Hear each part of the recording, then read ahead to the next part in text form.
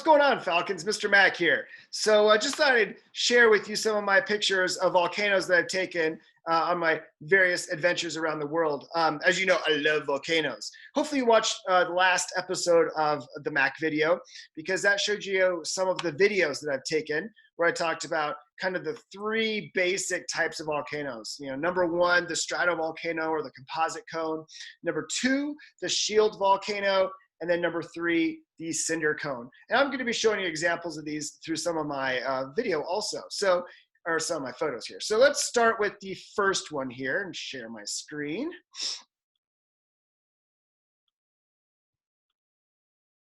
So this is Mount St. Helens. That's me on the left there, and my good high school friend Zach on the right. And Zach lives up in the Pacific Northwest, and I wanted to go see Mount St. Helens. This is back in 2005, and Mount St. Helens was actually doing a little bit of a dome eruption. If you look right here, you can see some of that in the middle of the caldera crater area. There's some gas poofing out. This is actually during the dome building eruption they had in the early 2000s. So it's pretty awesome there. So we go here and we can look at this photo of Mount St. Helens. This is one I took from the same trip. This is actually looking down the blast zone. If you were actually standing here in the May 1980 eruption, well, it would be endgame for you, because you would actually be incinerated. You'd be turned to ash. You'd be buried in ash. And it was just an amazing eruption, and this is looking down into that view right there. So I actually have had the opportunity to climb Mount St. Helens, and this is a picture that I took the day before the climb. My good friend Eric and I, the same person that I've climbed Kilimanjaro with and traveled to Everest Base Camp with. This is the trip that we went on, and here I am near the summit of Mount St. Helens, right on the edge of the caldera. And this is a picture that I was able to take on that same trip. And this is actually the summit right up there. So we actually could not travel, unfortunately, up to the very summit because this was in July, and the cornice here was pretty unstable. You don't want that to slide and you fall to your volcanic death. So that is Mount St. Helens, just a phenomenal volcano up there in Washington State. Now, when you fly into Seattle and you fly into Portland, you get some pretty amazing views of the volcanoes.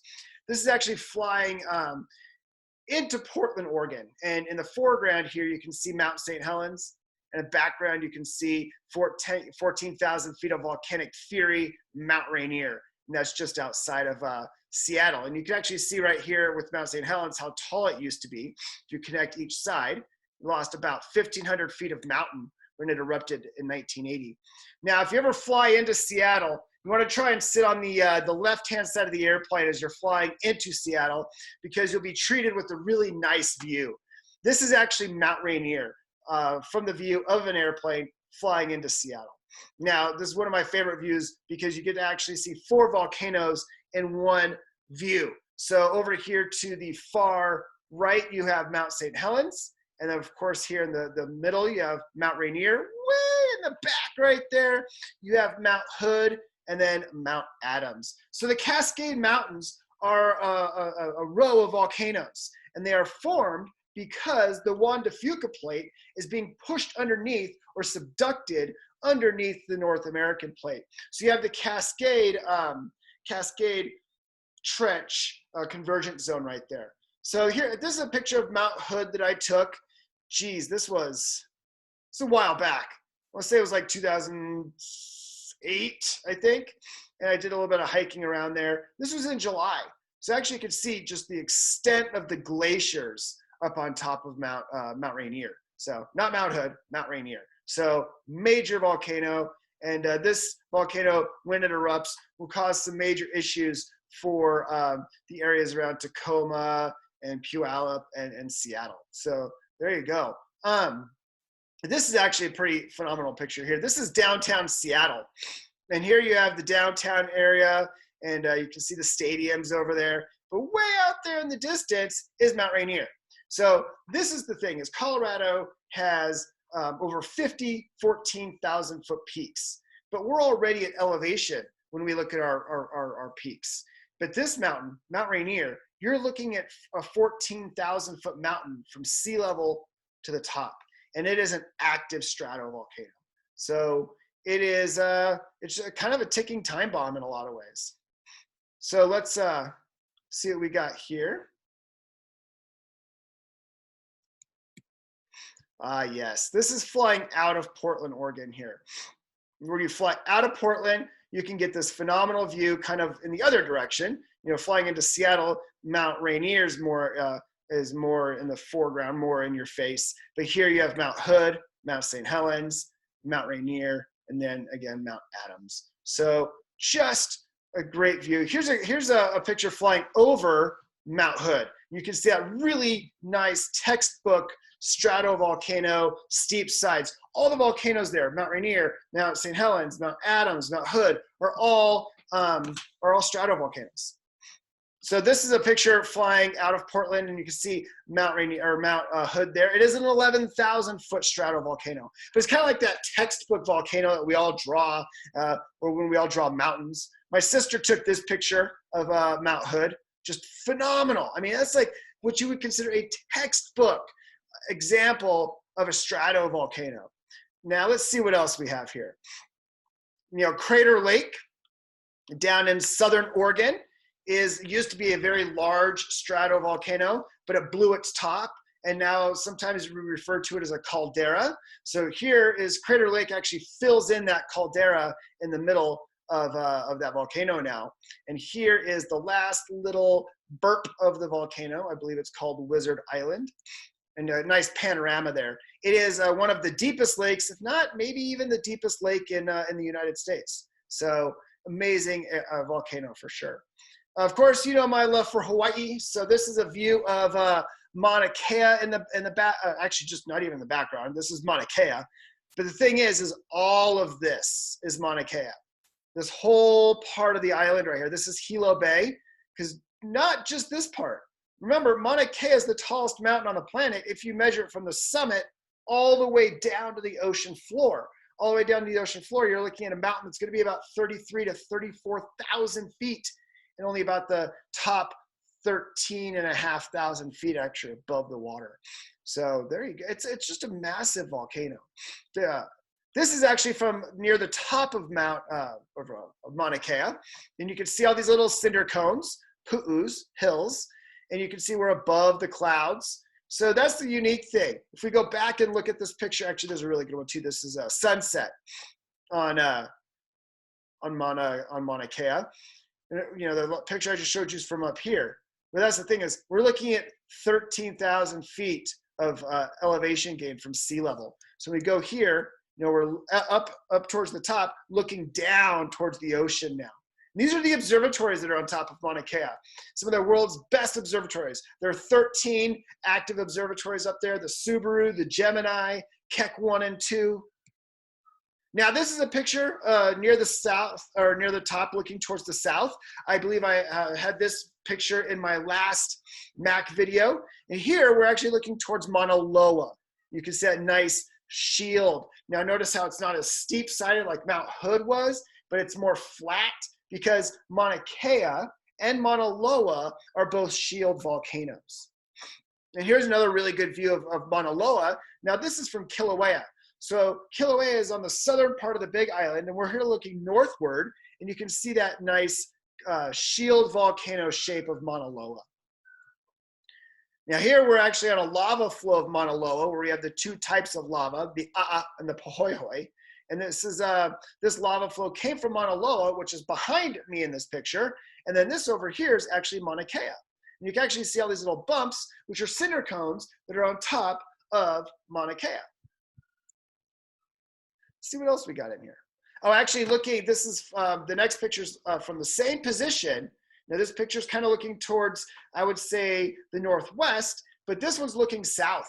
And again, that nice, you know, shield volcano shape.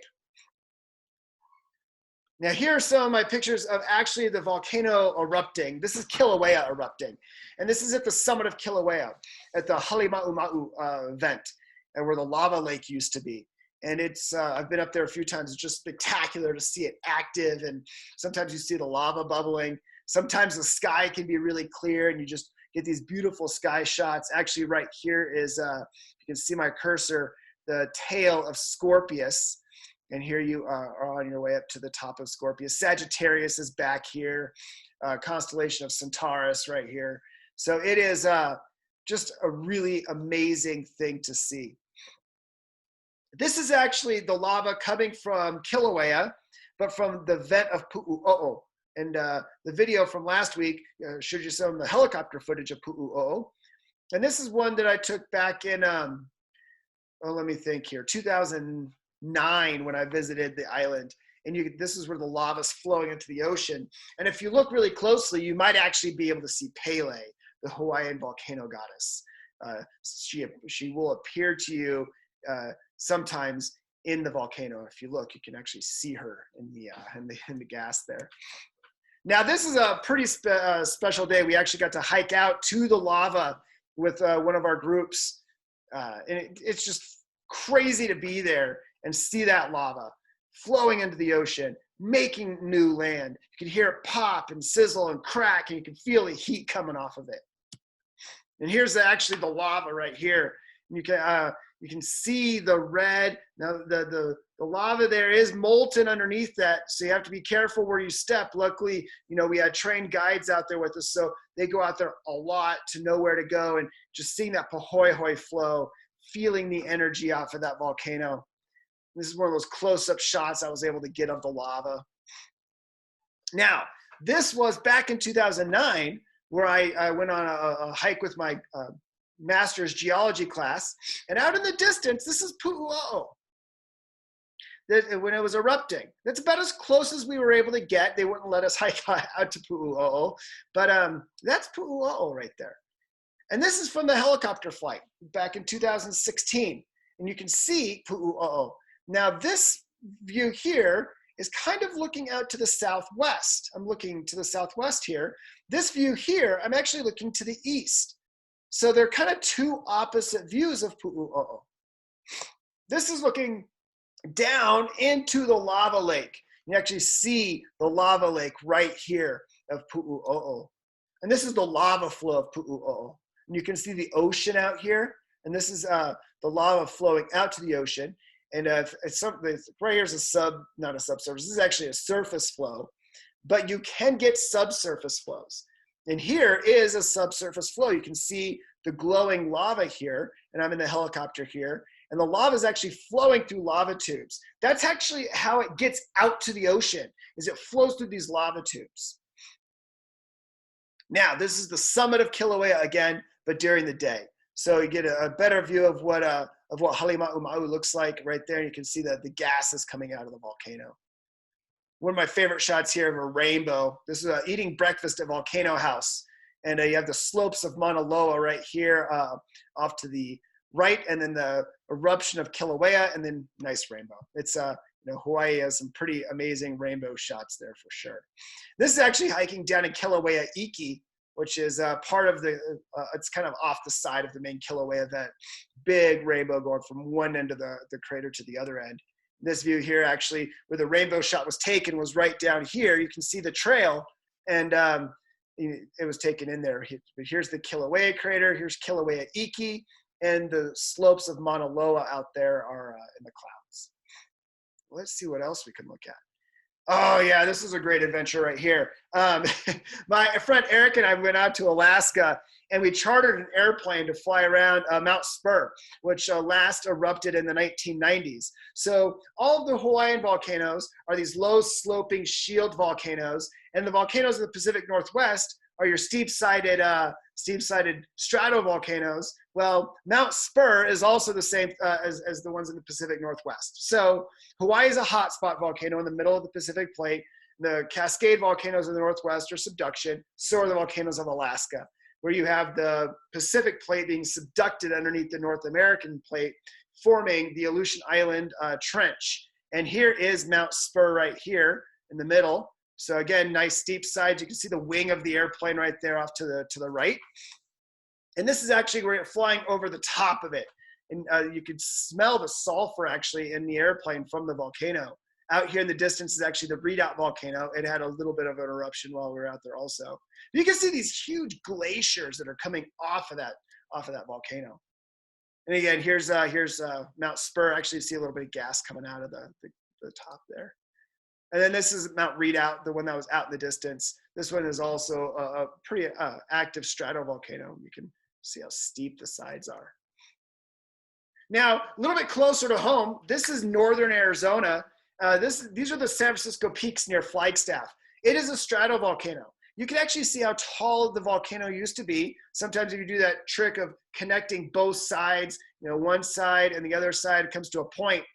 And this volcano, the tallest peak is just behind Agassiz here. Humphreys Peak is just behind. It's 12,600 feet and change.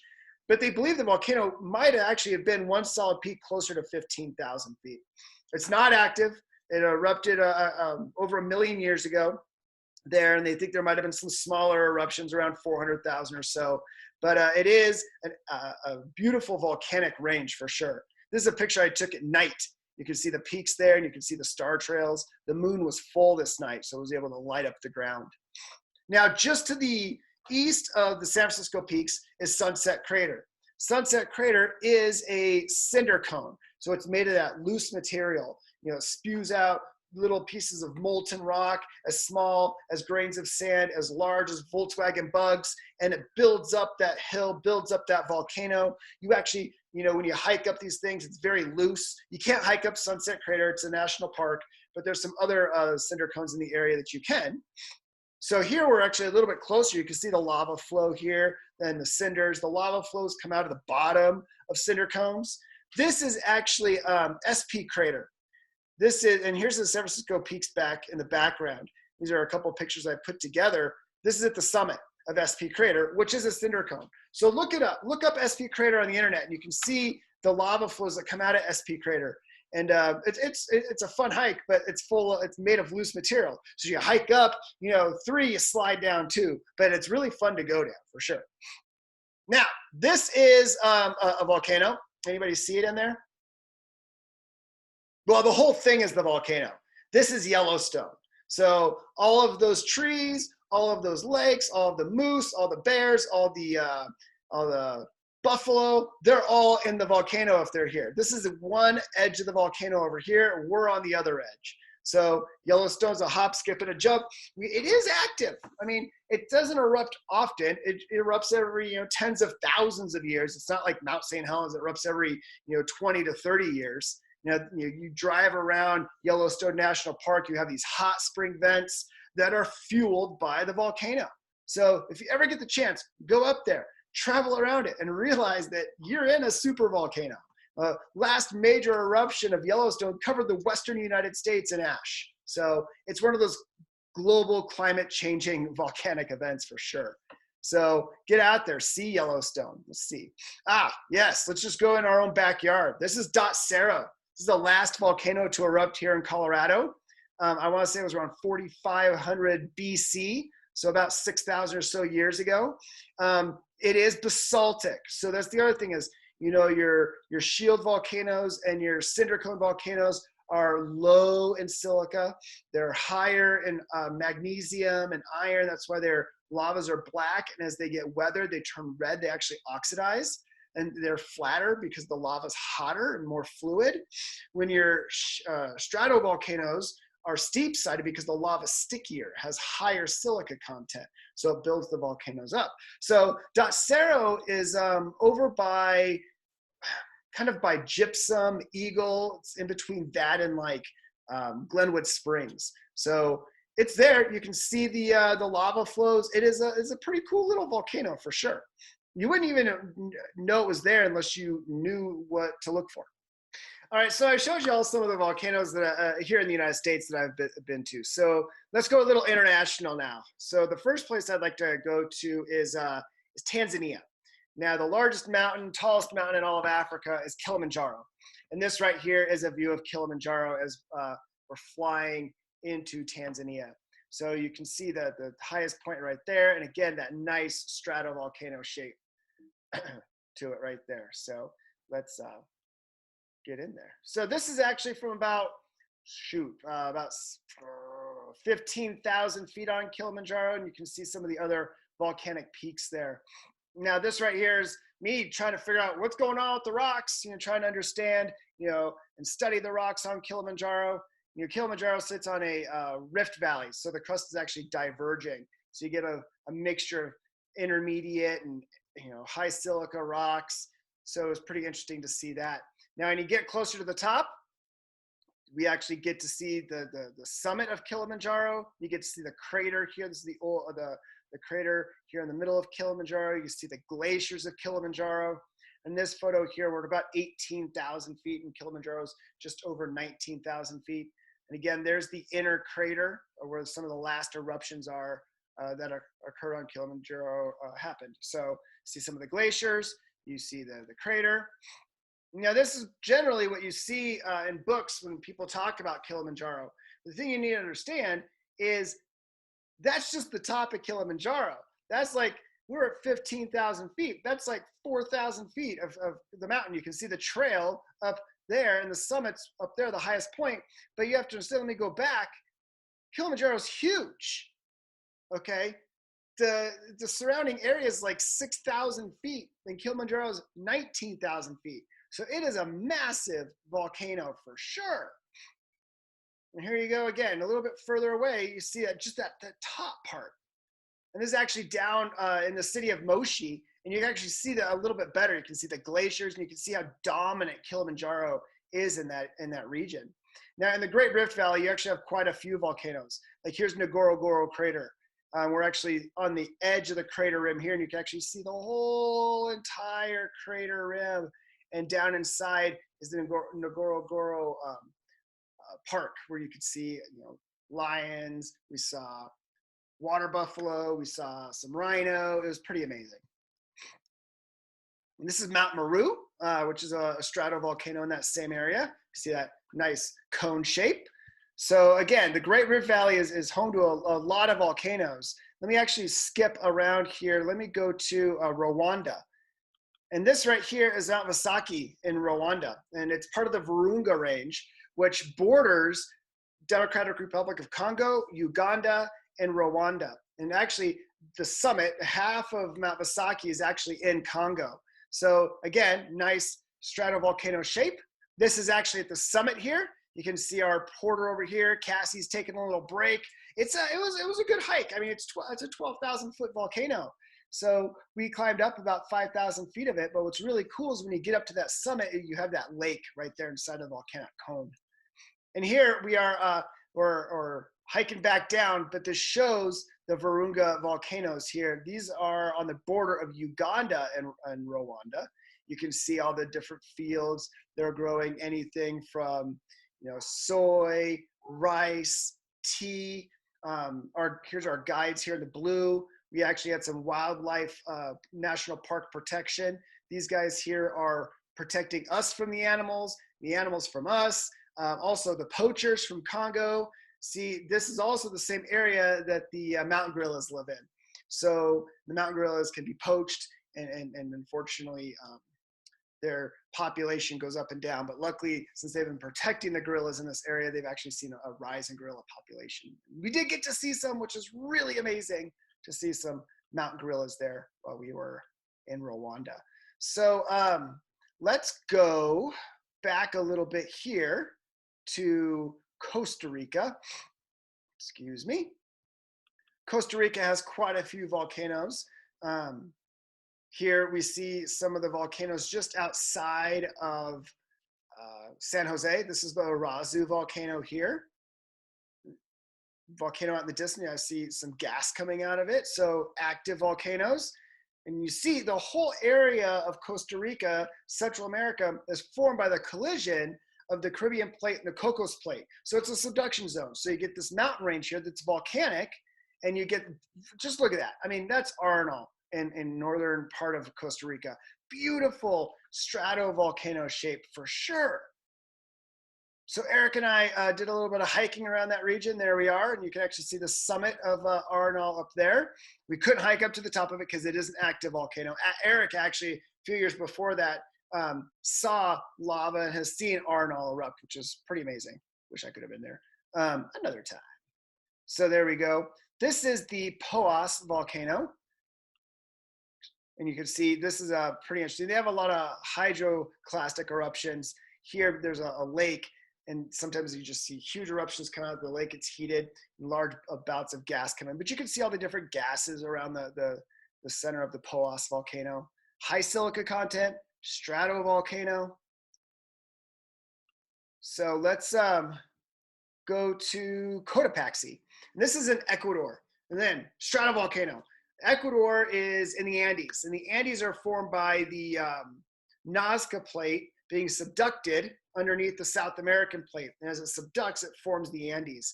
And Cotopaxi is right there, just about on the equator. You could see the glaciers on top of it. And we actually got to see an eruption of Cotopaxi. And it had been several decades since an eruption happened. We got to see a small one. A few weeks later, they had a relatively large eruption, and they had to evacuate some of the villages that were around the base of Cotopaxi. And here we're actually at Cotopaxi National Park. And Cotopaxi does have some really nice, impressive glaciers up there towards the summit. It's also around 19,000 feet. So really nice treat to be able to see that. This is Tarawera in New Zealand, and the North Island of New Zealand is volcanic, and this is the Tarawera volcano. It was a large eruption, so large that when it erupted, it actually carved out the land and created this valley for the lake. High silica content. They believe that even though it's islands, you would think that it wouldn't be, that these may be ancient leftovers of some of the original continents. So you get some of that silica that's in the lava. And right here is actually the town of Rotorua. And Rotorua sits right inside of a very large volcano, kind of like Crater Lake in Oregon, where you have that little volcano in the middle, and then you have the lake. And we're actually on the crater rim looking down into the volcano. And around that region, you have hot springs like this right here in the Wakawera village. And we actually got to go to one of the hot springs, which was pretty awesome. Never going to complain about going to a hot spring. On that same trip, we did go to Fiji. And Fiji is a volcanic island arc. So it is like Japan, where it's formed like the Aleutian Islands, where it's formed where there's a subduction boundary, and you have islands. And right here, you can actually kind of see the shape of the volcano going up from the left up to the summit and then down to the right. So you can actually see those. This is the main island of Fiji, not really active, but there are some other areas of Fiji that do have active volcanoes. So just see what we got here. Yes, there's Nagasaki again. There we go. So this volcano here is pretty popular. You should just right off the bat, that's Pompeii. We're in the town of Pompeii, or the ruins of Pompeii, and this is Mount Vesuvius in the background. You can actually kind of put your fingers together there, and you can see how tall Vesuvius was before it blew its top in 79 AD. Now, I got to go to Vesuvius a few years back, not Vesuvius, Pompeii, but I never got to go up to Vesuvius. So my wife and I went on our trip. She was really excited to go to Pompeii, which, Pompeii is unbelievable. But I'm like, can we please go to the summit of Vesuvius? So we did, and this is the summit right here. We're actually looking down into the crater of Vesuvius right there. And it is just beautiful. It is an active volcano. It actually erupted during World War II, I think 1944.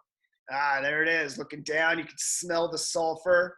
And there we are at the top there, or on the crater rim, Cassie and I. Now I like this photo because this is from the crater rim, or the inner crater rim. This was the one that was formed kind of after the 79 AD. You can see the former walls that used to be the sides of the volcano in the 79 AD and before. But then you look down here and you see Naples and the Bay of Naples, and you start going, wow, there's people that live there. And here's a panorama here. Again, there's the crater of the volcano on your left. And then to your right, you can see the Bay of Naples and Herculaneum, and then Naples and Pompeii. You have millions of people now that live right on the slopes of this active volcano. Italy has some of the most active volcanoes in Europe, Italy and Iceland. And here we are, right here in Naples and the Bay of Naples on an active stratovolcano. So there are some emergency plans to hopefully evacuate people when the volcano erupts again. But, it's one of those things where people have lived there for centuries, and it's hard to move away. Think of the Pacific Northwest, where you have Seattle and Portland and those towns, beautiful area, and they like the views of their volcanoes, but when they go off, it could cause some real big issues. I put this picture in here because here it is. That's Vesuvius. When we're driving back up to Rome from our time at Pompeii and Naples, and there it is. You see the people just living right up on. This is from my previous trip. I'm along the Amalfi Coast, and Pompeii's over here, and that's Vesuvius. So many people live around the volcano. It's unbelievable. All right, so our last stop will be Iceland. And if you know me, you know I have a special place in my heart for Iceland. I'm even sporting my Iceland shirt. It is just such a beautiful, beautiful country, but it's all volcanic. And this is a Fimmvörðuár National Park. Fimmvörðuár sits right on the mid-ocean ridge, the ridge between the North American plate and the Eurasian plate. And this view here, I'm looking out to the east. I am on the North American plate, and out in the far distance is the Eurasian plate. And this rift is being formed kind of as these two plates are separating. So it's a divergent plate boundary, and it's oceanic crust. So it's not high in silica, it's more basaltic. So you see volcanoes like this one here in the distance, which is a shield volcano, and it sits right on that ridge. You can actually see some of the faulting right there. That's the Hekla volcano, which again, notice kind of, it's not super steep, but it kind of has that flatter shape like a shield volcano. Could try and say it, I'm gonna probably say it wrong, but this is Eyjafjallajökull. This is that volcano that erupted in 2010. All my Iceland friends are like, no, that's not how you say it, but we'll call it Eyja for short. And this is the one that erupted and put so much ash in the atmosphere that they actually had to shut airports down in Europe. That has massive glaciers there. This is actually a picture I took of the aurora over Eyja right there. You can see Eyja right there in the distance. Saw the northern lights.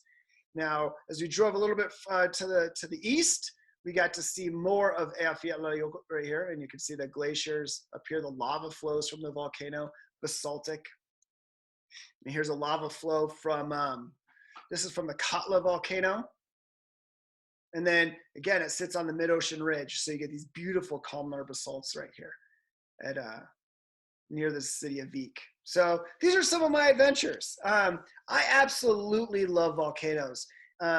They are what allows the earth to be what it is, livable. It's helped create our atmosphere, helps create biomes. We see volcanoes on other planets. They are just phenomenal. And when you see them erupt, you see that energy and that activity. It is just an amazing experience to be up there with the volcano, on a volcano. And thanks for listening. And we'll see you guys next week. Later.